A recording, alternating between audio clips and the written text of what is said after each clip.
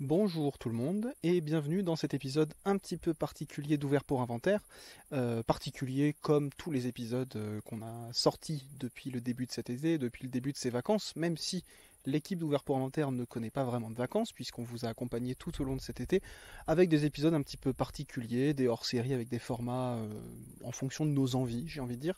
Alors on vous rassure, hein, la formule classique d'Ouvert pour Inventaire revient dès la rentrée, on n'a pas encore exactement la date, mais début septembre on sera de retour tous les trois. Mais justement, comme mes deux camarades n'étaient pas là pour m'embêter, m'enquiquiner et puis me contredire aujourd'hui, je me suis dit que j'allais en profiter pour parler de 4 films que j'ai vus cet été et que j'avais envie de vous présenter et dont j'avais envie de vous parler. Donc cette émission sera sous la forme d'un petit monologue tranquille, presque sous forme d'ASMR. Pour une fois, je vais essayer de pas trop gueuler. Et puis vous l'entendez autour de moi, je crois qu'on entend quand même qu'il y a des grillons, je suis dehors, il fait plutôt beau, il n'y a pas trop de vent, donc normalement vous n'allez pas avoir de gros souffles dans le micro. Si ça arrive, prenez ça pour de l'ASMR tout simplement. C'est là pour masser vos tympans. Mais sans plus tarder, je vous parle de Yannick de Quentin Dupieux qui est toujours à l'affiche et disons que ça me tenait à cœur que au moins un ou deux des films dont je vous parle soient encore à l'affiche pour que vous puissiez les voir en salle. Et donc Yannick de Quentin Dupieux, qui d'ailleurs est un des meilleurs succès du cinéaste de sa carrière tout simplement, est encore à l'affiche puisqu'il est sorti début août, le 2 août si je dis pas de bêtises. Et c'est le premier film dont je voulais vous parler dans cet épisode hors série. Et c'est quoi la suite du programme? Tu vas m'annoncer que t'es enceinte? Ouais. Pardon, je pense qu'il y a un pépin dans votre histoire. J'ai du mal à accepter qu'un spectacle qui s'est censé me remonter le moral, ça me fait l'effet inverse. Hein, Non mais je pense que vous n'êtes pas du tout en train de vous rendre compte, monsieur, mais en fait là, ça se fait pas du tout ce que vous faites en fait. Vous écoutez ce que je raconte là ou je suis en train de pisser sur un violon là? Il n'y a pas moyen que ça continue, vous voulez me torturer ou quoi? Attendez, monsieur, vous voulez qu'on fasse quoi en fait, exactement? Vous voulez qu'on fasse quoi? Ça peut partir en sucette à n'importe quel moment là, cette histoire, d'accord? Alors pourquoi je voulais vous parler de Yannick de Quentin Dupieux? La raison est simple, c'est que je ne porte pas particulièrement Quentin Dupieux dans mon cœur. Bon, ça peut paraître paradoxal, mais je vais vous expliquer, ne vous inquiétez pas. Quentin Dupieux, cinéaste français qui tourne beaucoup, c'est un cinéaste assez prolifique, connu aussi sous le nom de Mister Oiseau, qui pour les fans d'électro, qui fait de la musique électro en fait, pour être plus précis d'ailleurs. Et qui depuis le milieu des années 2000 tourne énormément, environ un voire deux films par an. On est, disons, sur une bonne moyenne d'un film par an depuis la milieu-fin des années 2000, donc il a quand même beaucoup de films à son actif, qui sont tous relativement singuliers, mais qui en tout cas tous correspondent à la singularité du cinéaste Quentin Dupieux, puisqu'il a développé un univers assez particulier qui est le sien, dans la mesure où les films de Quentin Dupieux ne ressemblent peu ou prou à rien d'autre qu'à des films de Quentin Dupieux. Pourquoi je dis que je ne le porte pas dans mon cœur, c'est que tout simplement cet univers-là, cet humour qu'il développe, cette manière de raconter des histoires, cette manière de construire un univers, ou en tout cas des univers pour chaque film absurde, ne me passionne pas, voire même parfois m'irrite un petit peu. Je trouve qu'il y a quelque chose de très mécanique dans son absurdité. Les films de Dupieux sont connus pour leur caractère absurde, à la fois dans leur humour. Disons que c'est un humour assez absurde, parfois un petit peu latent. C'est quasiment un humour sans gag parfois, qui va osciller aussi bien de la référence, disons, à des surréalistes, à de l'absurde quasiment à la Buñuel des premiers temps. Buñuel, période mexicaine, disons, période absurde, pour ceux qui ont peut-être en tête un chien andalou ou l'ange exterminateur, des choses comme ça. Et aussi parfois quelque chose de beaucoup plus potage qui va plutôt emprunter à la comédie américaine. On va chercher des fois dans le gore, dans l'humour un peu trash, un peu parfois quasiment scato. Sans que ce soit jamais pleinement assumé à mon avis, et surtout ce qui m'a toujours un petit peu chagriné dans les films de Quentin Dupieux, comme je le disais, c'est un côté à mon avis assez mécanique qui faisait que je trouvais les films assez dénués d'émotion, ou en tout cas me laissaient plutôt de marbre, et où j'avais l'impression plutôt d'assister à une espèce de démo de concept, presque un exercice d'autosatisfaction, mais vidé de toute substance, de toute humanité, etc. Je pense notamment à Wrong, qui est un de ses films les plus connus, où on a quelques scènes souvent qualifiées de poétiques, qui moi me laissent assez indifférente, et j'ai plutôt l'impression de voir des scènes mises bout à bout, avec à chaque fois une espèce d'idée de concept un petit peu, disons, classe, notamment ce bureau dans lequel il pleut. Bon, mais bon, je ne pourrais même pas vraiment vous parler du souvenir que j'ai du film au-delà de ces quelques images un petit peu marquantes. Et bien que certains films de Dupieux pouvaient m'intéresser un peu, je trouvais qu'il y avait des fois un concept justement assez soit rigolo, soit un petit peu stimulant. Je pense notamment à Réalité avec Alain Chabat, ou Rubber, on assiste au périple d'un pneeu qui tue par télékinésie en faisant exploser la tête des gens. Ça a le mérite au moins d'être, entre grandes guillemets, original. Bon, tout ça m'avait jusqu'ici plutôt laissé des marbres. Mais vous pouvez me dire pourquoi tu veux nous parler alors de Yannick. Et bien tout simplement parce que j'ai un petit peu moins retrouvé ça dans ce dernier opus du cinéaste, sorti au début du mois d'août, et film écrit et réalisé visiblement assez vite. C'est en tout cas ce qui ressort un petit peu des interviews du cinéaste et des gens qui ont participé au film, notamment les comédiens, puisque le film a été écrit pour Raphaël Quenard, ou en tout cas après la rencontre entre Dupieux et Raphaël Quenard, qui est l'acteur principal qui joue le Yannick du titre. Et apparemment le film a été tourné en 6 jours. Alors Raphaël Quenard, il jouait dans un des sketchs, un des segments du précédent film de Dupieux, Fumer fait tousser. Et c'est une figure qui commence un petit peu comme ça à s'installer dans le cinéma français. On en entend parler par-ci par-là, puisqu'il a quelque chose d'assez singulier. Et je crois justement que les singularités qu'on lui trouvait jusqu'ici trouvent une espèce de point culminant dans Yannick, puisque le film a été notamment articulé autour de cette rencontre. Et donc on sent que Dupieux est, entre guillemets, fasciné, ou en tout cas attiré par Raphaël Quenard en tant que comédien. Et donc, en écrivant le film pour lui, j'ai presque envie de dire, ou à partir de lui, c'est pas très élégamment dit, mais je pense que vous voyez l'idée, le film tout à coup devient un peu plus humain, puisque le film part d'une démarche plutôt humaine, puisqu'il part d'une rencontre. Raphaël Quenard, vous l'avez peut-être vu cette année dans Chien de la Casse, que par ailleurs je vous recommande. Moi personnellement, avant de le voir dans Fumer fait tousser, je l'avais vu dans la série Family Business sur Netflix, série notamment portée par Gérard Darmon et Jonathan Cohen. Bon, j'avoue que dans la série, c'est une des rares choses qui m'était un petit peu restée, c'était la présence de Raphaël Quenard, qui était assez remarquable dans la mesure où il avait un personnage et un jeu assez relevé. Mais venons-en à Yannick. Alors, bon, ceux qui ne veulent pas du tout être spoilés, je vous conseille de passer les quelques secondes qui vont suivre. Dans Yannick, on assiste à une représentation théâtrale. Donc le film commence, en tant que spectateur, on voit se jouer sur une scène d'un petit théâtre, une pièce de théâtre assez médiocre. Le film de toute manière est assez peu ambigu là-dessus. Tout est fait pour qu'on ressente une forme de malaise face à une pièce visiblement assez misogyne, assez bas de gamme, qui relève du théâtre de boulevard dans son, disons, déploiement le plus stéréotypé, interprété par Pio Marmaille et Blanche Gardin, qui jouent pas très bien, qui jouent une pièce à base de tromperie, d'amant dans le placard, enfin en l'occurrence ici il est aux toilettes, qui sont en train de se séparer en gros. Et soudainement, au milieu de ce marasme théâtral et artistique, Yannick, on ne sait pas encore qui s'appelle Yannick, mais un spectateur se lève, interrompt la pièce et justifie cette interruption par le fait qu'il s'ennuie, qu'il n'est pas diverti et qu'ayant posé une soirée de congé puisqu'il est gardien d'un parking la nuit et ayant fait un trajet relativement long avec des correspondances, il y a une blague assez récurrente là-dessus, il trouve assez choquant, chagrinant, un petit peu irrespectueux de ne pas être diverti et surtout de se sentir assez mal et d'être plutôt plombé par une représentation théâtrale qui est plutôt censée lui remonter le moral. Et à partir de là s'engage une discussion assez méprisante envers Yannick sur la violence entre guillemets de son geste vécu par les comédiens. Et tout ça tourne en une prise d'otage, un peu dans tous les sens du terme. Je vous laisserai pour le coup découvrir le reste. Et vous le comprenez du coup, je pense assez rapidement, on retrouve, pour ceux qui connaissent peut-être un petit peu le cinéma Dupieux, ce caractère un petit peu méta, c'est-à-dire le fait de mettre en scène un public et de ramener le spectateur un petit peu à sa condition de spectateur sur notamment le thème du divertissement. Le sujet arrive assez rapidement dans le film.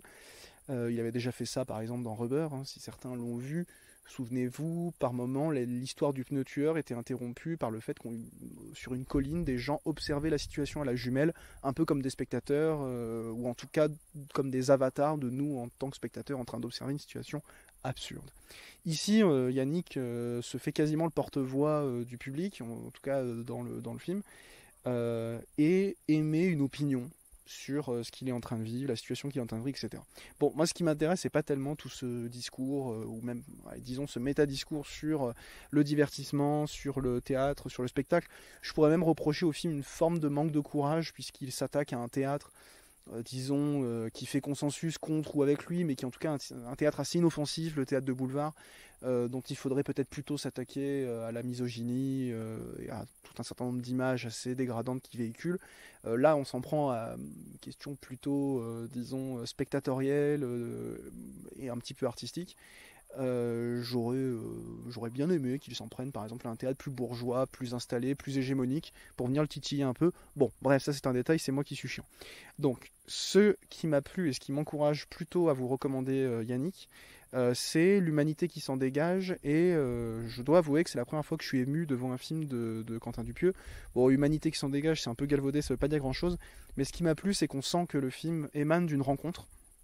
Et du coup, c'est la première fois devant un film de Quentin Dupieux que je suis ému par un personnage. C'est pas bouleversant, hein, la fin, on peut trouver ça assez touchant, mais ce qui m'a plutôt séduit, c'est la présence de Raphaël Quenard.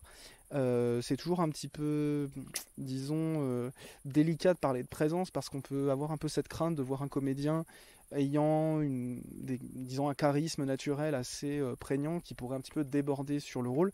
Malgré tout, c'est un petit peu ce qui se passe avec Yannick, c'est-à-dire qu'on sent que le rôle étant écrit pour Raphaël Quenard, on regarde autant Raphaël Quenard qu'un personnage.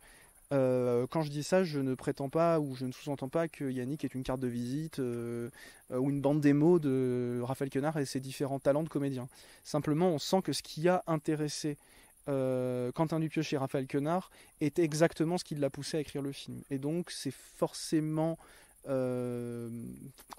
disons que c'est assez évident qu'il y ait des choses qui se jouent entre Raphaël Quenard et ce qu'il renvoie en tant que comédien et le personnage qu'il est en train d'interpréter. Et il faut avouer que c'est un comédien, à mon avis, assez passionnant, puisque il y a quelque chose chez lui de relativement ambigu et qui se retrouve pleinement chez le personnage de Yannick, qui met en œuvre par le scénario, par l'écriture, par les situations dramatiques et comiques, ses ambiguïtés. C'est un personnage à la fois, disons, attachant et parfaitement antipathique. C'est un personnage à la fois touchant et absolument détestable. Et ce qui est intéressant, c'est que Raphaël Quenard porte assez bien ces ambiguïtés qui sont parfois contenues dans un même espace-temps et qui parfois alternent. C'est-à-dire que des fois, il a une phase plutôt sympathique et puis après, il va complètement partir en cacahuète, quoi, pour être clair, puisque le film est plutôt sur une espèce comme ça de dérapage plutôt incontrôlé. En plus, le film a plutôt l'élégance d'être court, ce qui est relativement chouette et rare aujourd'hui. De toute façon, les films de Quentin Dupieux font toujours la durée qu'ils sont censés faire. Dupieux lui-même défend plutôt cette idée. Ils sont toujours relativement courts. Je pense que Quentin m'écoute et du coup, je sais que pour lui, ça peut être un argument. Je l'ai dit pour moi aussi, parce que je m'ennuie assez facilement au cinéma. Voilà, je vous encourage plutôt à voir Yannick pour Raphaël Quenard, qui est un acteur en devenir. Prenez le train de la hype avant qu'il soit bondé, puisqu'on sait aussi que quand un acteur commence à éclore, au début, il y a une fascination, puis assez rapidement après... les hipsters vont dire qu'en fait non, il était surcoté ou je ne sais quoi. En tout cas, c'est assez intéressant de voir éclore un acteur pour ses singularités, et je crois qu'Yannick est un film quasiment construit comme un exercice de style. Je déteste ce terme, mais on sent que ça a été fait dans une forme de vitesse pour capter quelque chose, et je crois que ce quelque chose, c'est justement ce que Raphaël Quenard dégage. Donc je crois que c'était un film assez intéressant pour ça, et surtout parce que je crois que moi j'ai trouvé le film touchant en tout cas, parce que le personnage de Yannick en fait est touchant. Et pour un film de Quentin Dupieux, c'est chouette, et en plus le film, vous verrez, est relativement drôle, il y a quelques gags qui fonctionnent bien, et il y a quelques idées assez chouettes, au-delà du côté méta, qui est assez convenu, et à la Dupieux, c'est-à-dire un petit peu lourdingue, mais malgré tout, c'est un film que j'ai trouvé relativement sympathique. Donc je vous le recommande plutôt, il est encore à l'affiche au moment où ce podcast sort. Changement radical d'ambiance, même si on reste sur un film plutôt drôle. Bon, là je vais être beaucoup plus court. Sur les autres films, je vous rassure, je vais être plus court que sur Yannick. Je voulais vous parler de Barbie. Ah, vous allez dire encore, on en a bien assez entendu parler comme ça. Oui, eh bien vous savez quoi, moi je ne vous en ai pas encore parlé, donc je le fais. Simplement pour vous dire que Barbie, film réalisé par Greta Gerwig, est un film qui m'a surpris. Je suis allé le voir très tôt dans son exploitation, enfin je suis allé voir le premier week-end en fait où il est sorti, et connaissant un petit peu certains films de Greta Gerwig, plutôt en tant qu'actrice, notamment dans les films de Noah Baumbach, son mari, enfin en tout cas son compagnon dans la vie privée, avec qui elle a coécrit Barbie.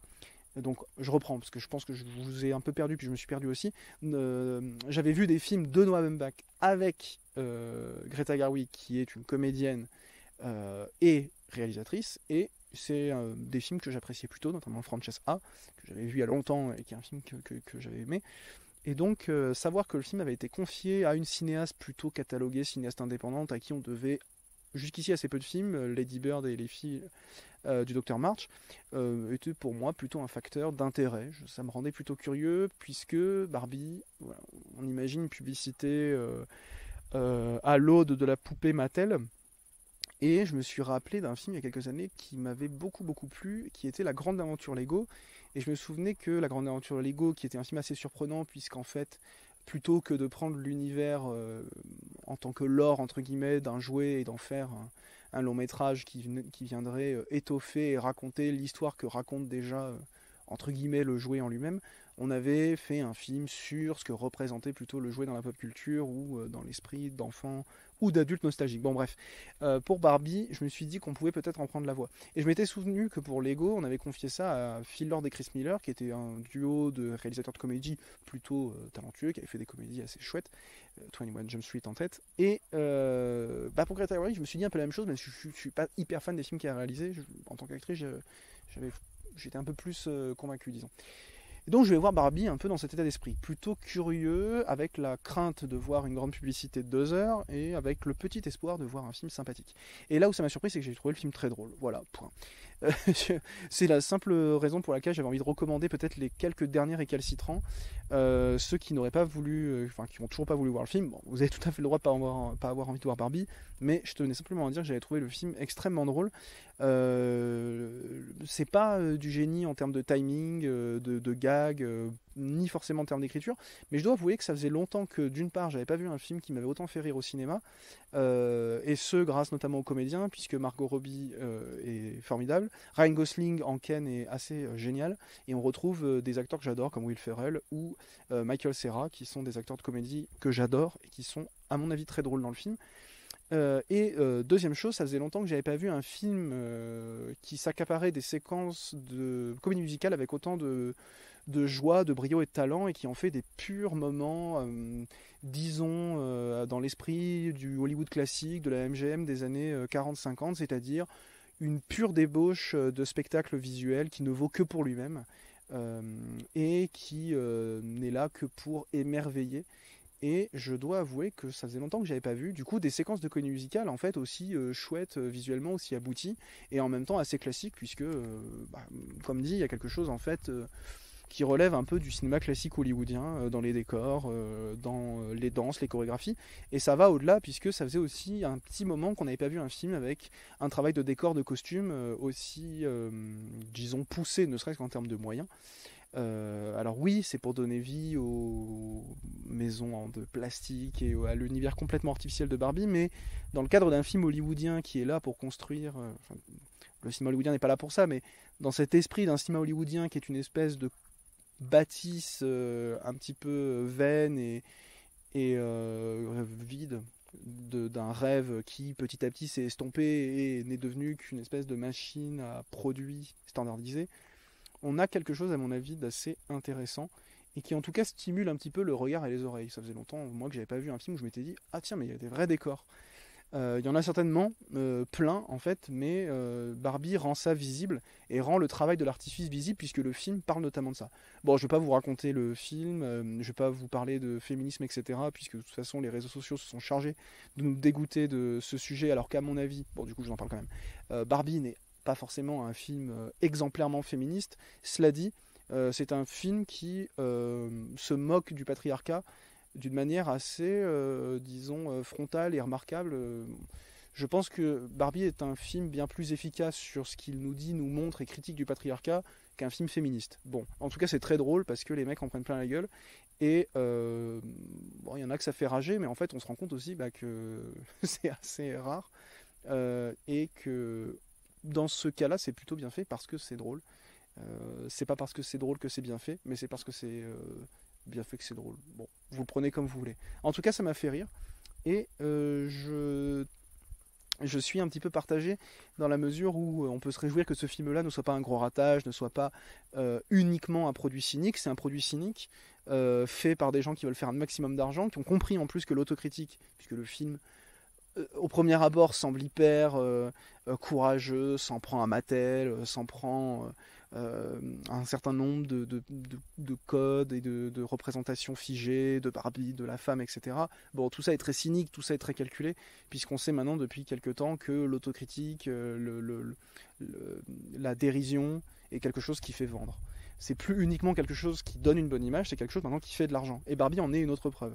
Donc, c'est paradoxal puisque en réalité, ce qui semblait sauver le film du seul exercice cynique d'une marque qui venait optimiser sa licence, en fait devient l'une des raisons du succès marketing et commercial du film.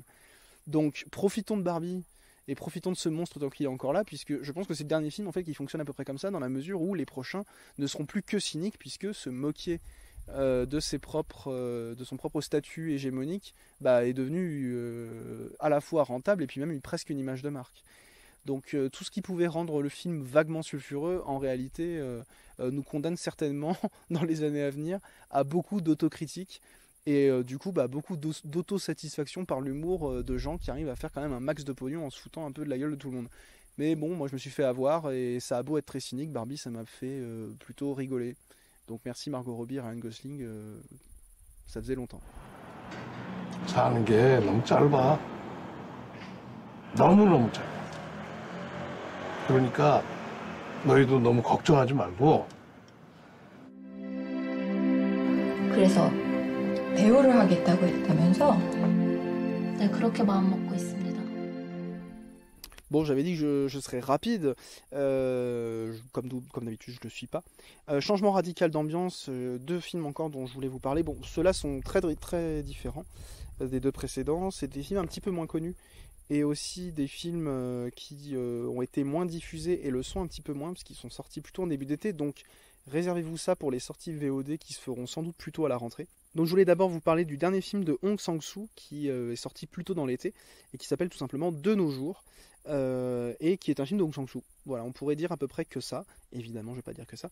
Simplement pour les quelques personnes qui ne connaîtraient pas forcément Hong Sang-soo, je dis les quelques personnes, mais en même temps, c'est un cinéaste qui n'est pas très connu et relativement peu diffusé en France, malheureusement, en dehors des salles à réessai et souvent des salles qui sont en ville.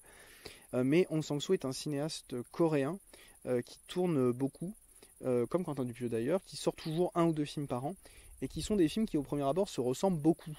On a souvent comparé Hong Sang-soo à Eric Romer dans la mesure où il fait des films qui traitent à peu près toujours des mêmes thématiques et qui sont relativement tous sous la même forme, c'est-à-dire une grande simplicité. Je fais court, hein. Ceux qui sont fans d'Hong Sang-soo, venez pas me casser la tête, là je dis ça pour ceux qui ne connaissent pas forcément Hong Sang-soo et pour leur donner envie d'aller voir des films d'Hong Sang-soo, parce que ça c'est pas si évident que ça, puisque ce sont des films très simples qui sont souvent basés sur un dispositif technique assez primitif, primaire, et qui consiste tout souvent à filmer des conversations entre plusieurs individus et qui tournent autour de thèmes à la fois universels et propres à Hong Sang-soo, autour de la création, de l'amour, de la rencontre.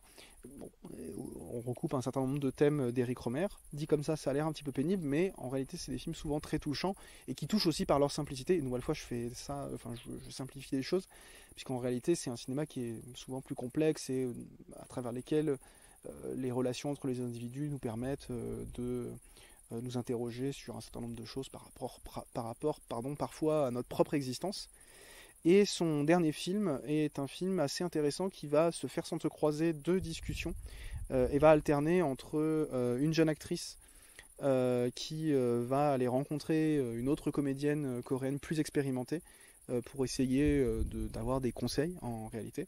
Et la discussion va dériver sur bien autre chose. Et en parallèle, on a un jeune poète qui va aller rencontrer un poète plus expérimenté pour avoir des conseils et puis pour un petit peu avoir accès à sa pensée, sa création, puisque le jeune poète était un grand admirateur du poète plus âgé qu'il va rencontrer. Et ces 2 discussions se rencontrent Et moi j'ai trouvé très intéressant ce que disait le film sur la création.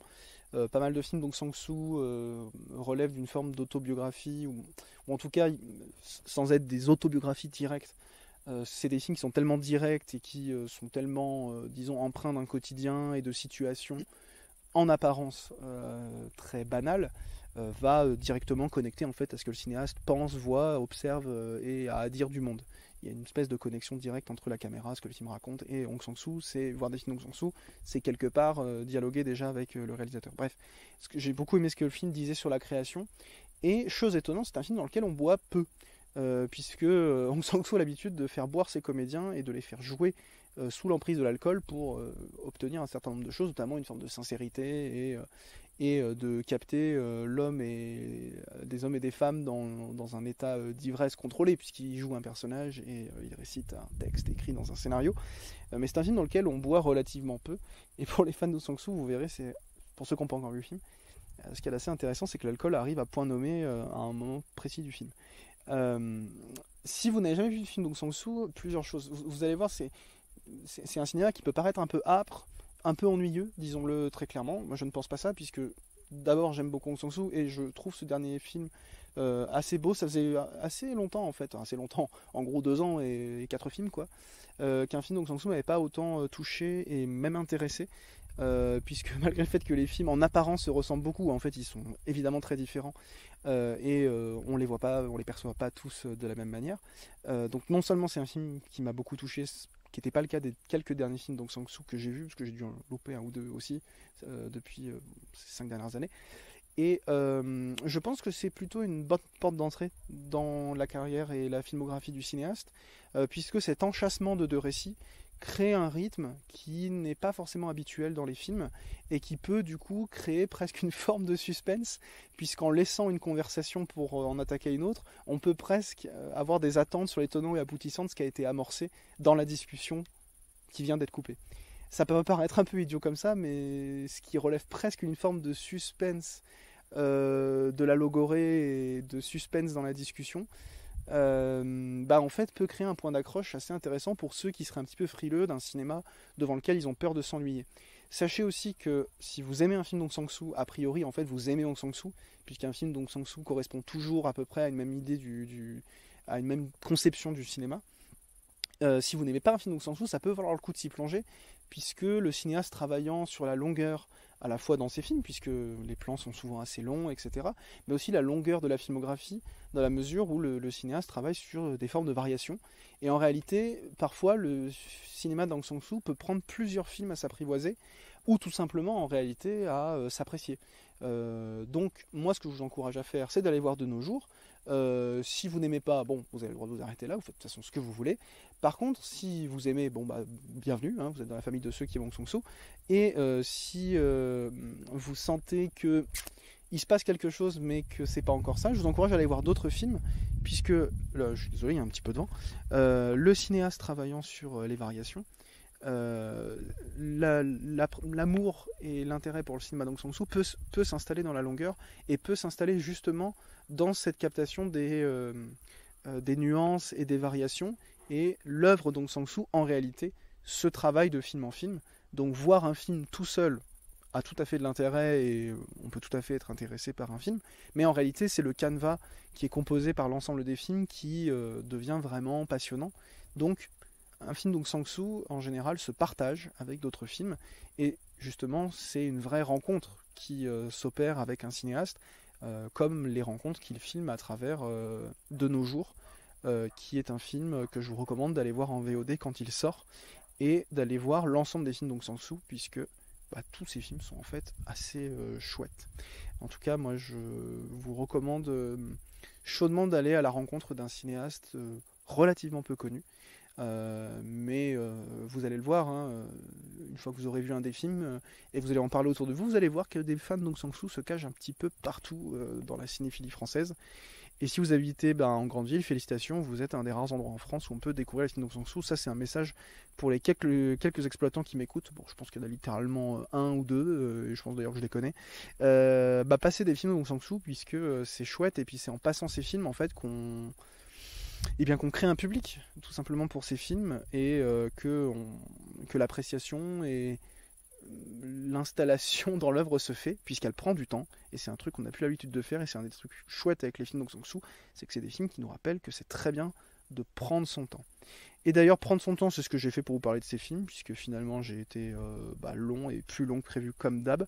Je fais ce que je veux, c'est mon épisode à moi. Vous avez vu la qualité des transitions, j'espère que vous les appréciez. En tout cas, je vous parle du dernier film de cet épisode spécial, en l'occurrence L'émeute. Alors l'émeute en 2 mots, pas l'émeute, l'insurrection, mais l'émeute comme plusieurs meutes de chiens, qui est un film franco-belgeo-marocain, même si en réalité tout ça c'est des questions de coproduction, de financement de films.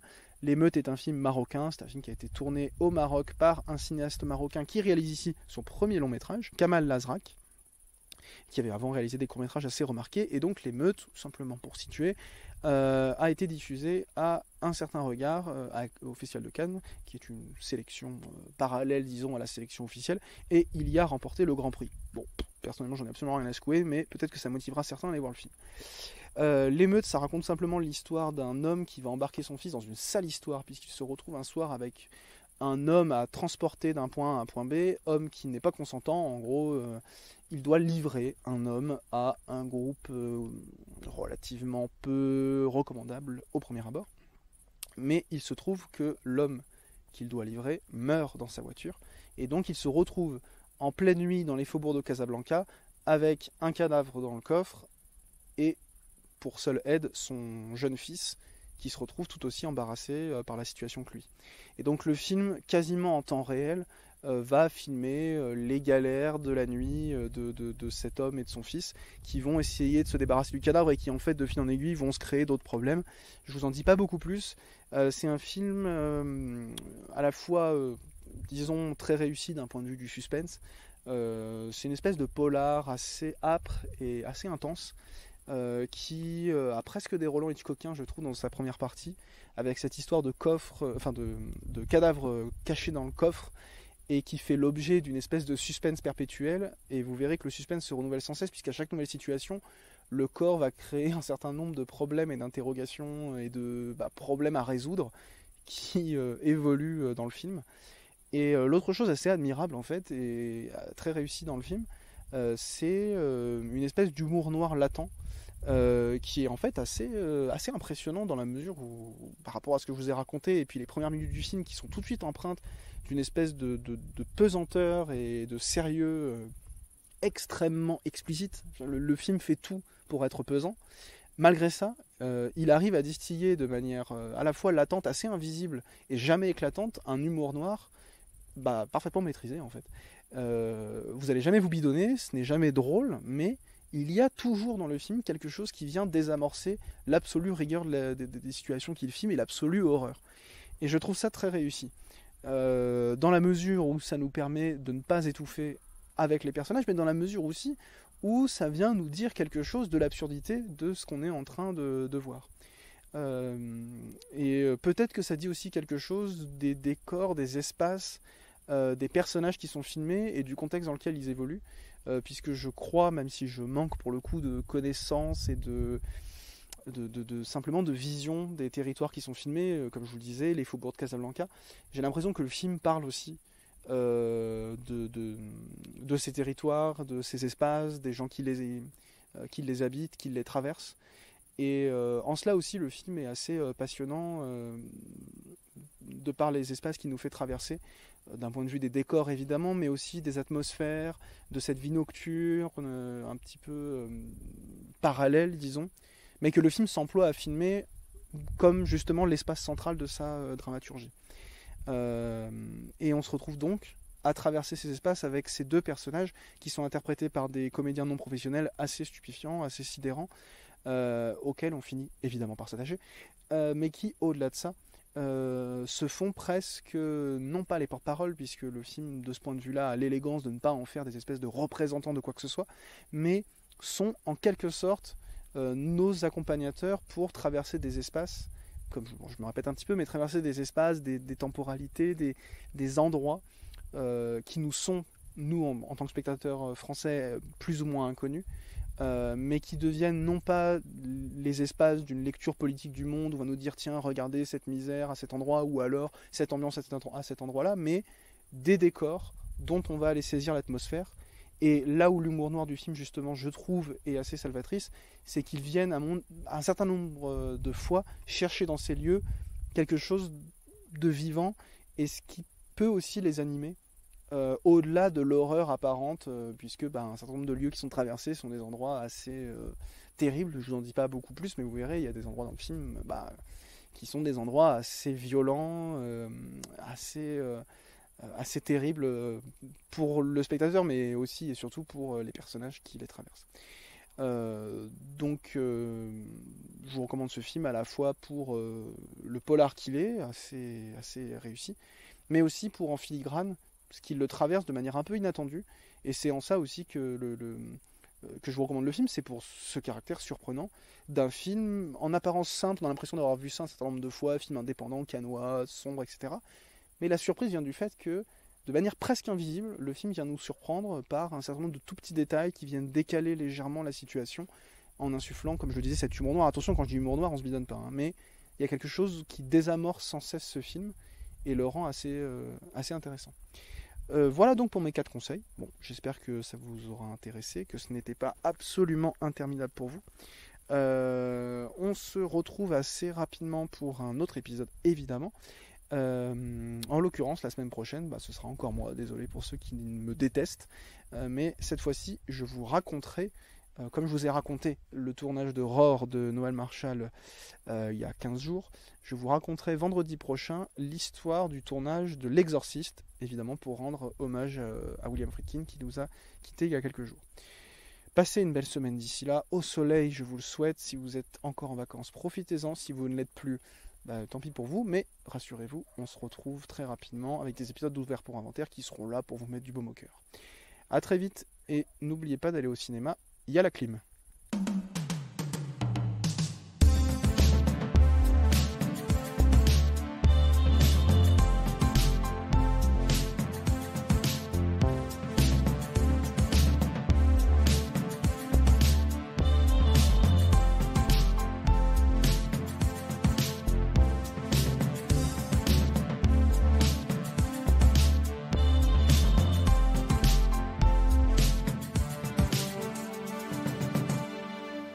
Les films, ça sert à ça, à apprendre à vivre, à apprendre à faire un lit.